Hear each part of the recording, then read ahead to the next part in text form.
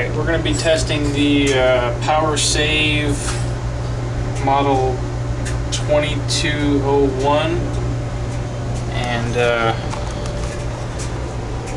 here's the unit right here.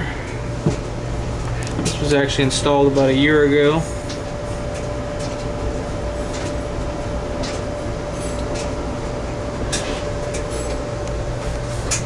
And here's the panel.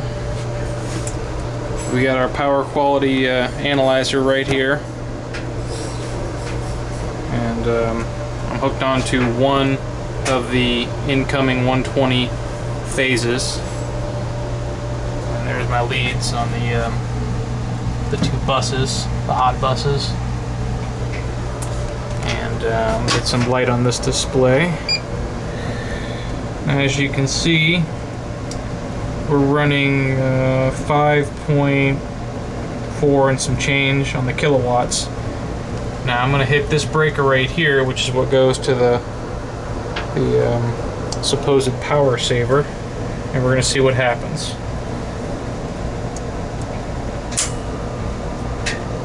Okay, I just flipped the breaker on, and I am not observing any changes in the kilowatt consumption.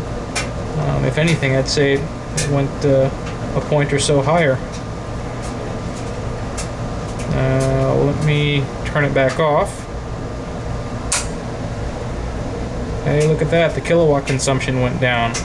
Now remember, your power meter that the power company bills you on measures your kilowatt consumption, not your kilovolt amps, which is shown right below.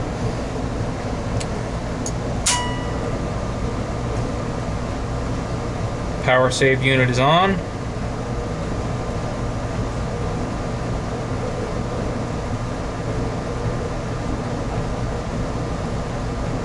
Off.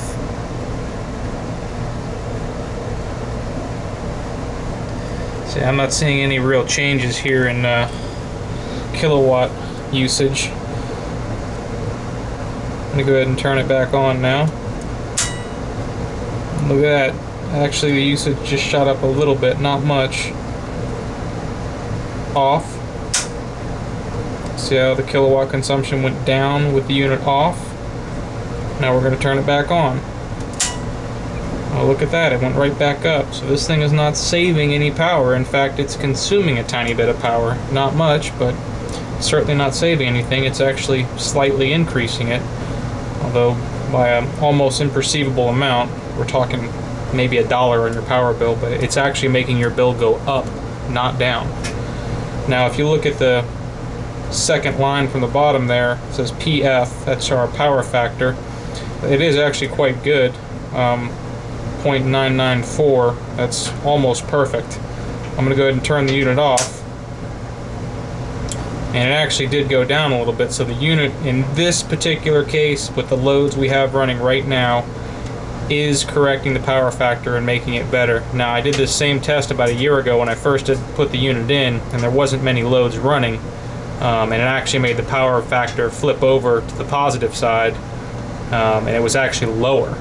It changed over from an inductive power factor to a capacitive power factor, and the number was actually lower on the capacitive side, which means it got worse. But in this case, we've got the air conditioning running, I've got the dryer running, you might be able to hear it in the background. I've got every single ceiling fan in the house on, so we're pretty much running every inductive load that we can right now. And when you have everything going, I just turned it back on, when you have everything going, it does actually slightly make the power factor a little bit better. As you can see, when I just turned it on, it went up a little bit. Now I'm going to turn it back off.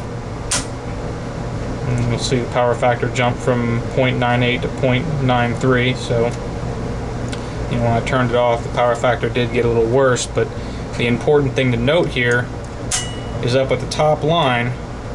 That's the line that determines how much the customer is being billed, is our kilowatts. Not kilovolt amps, which is right below it, but kilowatts. The meter can tell the difference between kilowatts and kilovolt amps. And you'll notice that when I shut the unit off, like I just did, the kilowatt consumption went down. And when I turn the unit back on, like that, it just shot up a tiny bit. So in fact, it's actually costing people money. It's not saving money, it's costing them money. I hope this will put a nail in the coffin on this debate, because I keep seeing it come up on the internet over and over again. So this is undeniable proof. We have the unit, we have a power quality meter, and an actual real-world test, and it does not save any power. In fact, it actually consumes a little bit.